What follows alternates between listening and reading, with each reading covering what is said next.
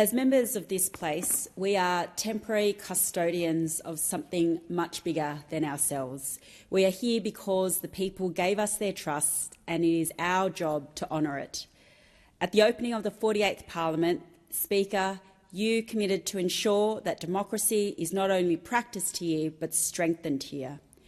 In a world where democratic norms and institutions are under threat, this sentiment could not be more relevant. Because the strength of our democracy isn't just measured in votes cast, it's measured in how we contest elections, how we respect outcomes, and how we treat each other. In that spirit, I want to acknowledge my Liberal opponent, Grange Chung. While we had our differences, he engaged in respectful discussion. After the election, he called to concede graciously and offered his congratulations.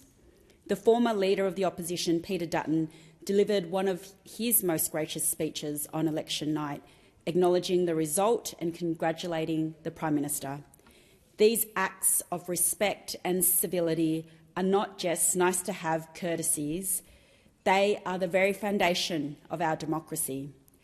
While we compete in the battle of ideas, we are all ultimately here to serve the Australian people. And the will of the people doesn't reach these chambers without the efforts of hundreds of volunteers who gave their time and participated in the democratic process. And I want to thank some of those volunteers here today, because I want to recognise the important role they have played in our democracy.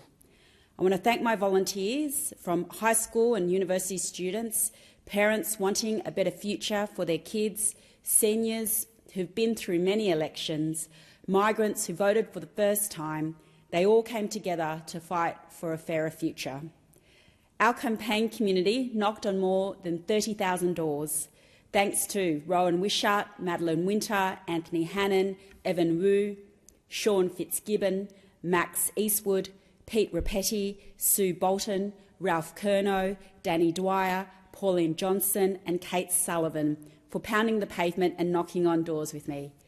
Our phone bankers made more than 30,000 calls too, thanks to Leslie Light, Michael Holland, Jennifer DeVeron, Stuart McLean, Caleb Pesh, Vivek Gayal, Colin Chu and Nick Rapolo for phoning night after night, bringing empathy and purpose to every conversation.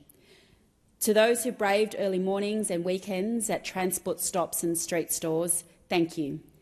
Jianhua Liu, Graham Levy, Sris Ponipillai, Siva, Ivy Seng, Helen Westwood, Phyllis Parr, Sharon Hawkins, Margaret Donnellan, Miketa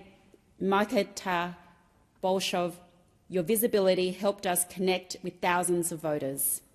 To my pre-poll queens and king, Kim Raleigh, Karen Pensabini, Greg Davis and Reece Patton, thank you so much for your support, especially when the days were long and the weather unforgiving. You held the line with good humour and made sure every voter received a Labor how to vote. Thanks to all my state colleagues, Jason Yatsen-Lee, Donna Davis, Linda Volts, Mark Buttigieg and Courtney Husos.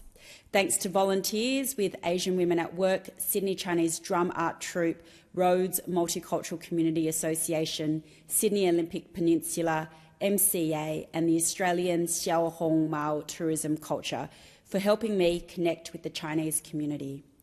To all our local councillors, Mayor John Faker, Mayor Karen Pensabini, Mayor Darcy Burns, Andrew Ferguson, Rory Nosworthy, George Manor and Michael Ng, thank you for your support as we continue to fight for our community.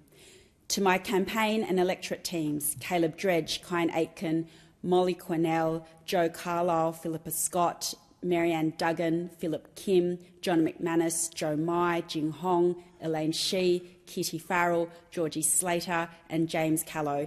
Thank you for your hard work, commitment and long hours. Thank you to Dom Offner and David Dobson for your unwavering support and wise guidance. And thank you most of all to the people of Reid for the privilege of continuing to serve you. I'll work hard to make our community and our country a better place.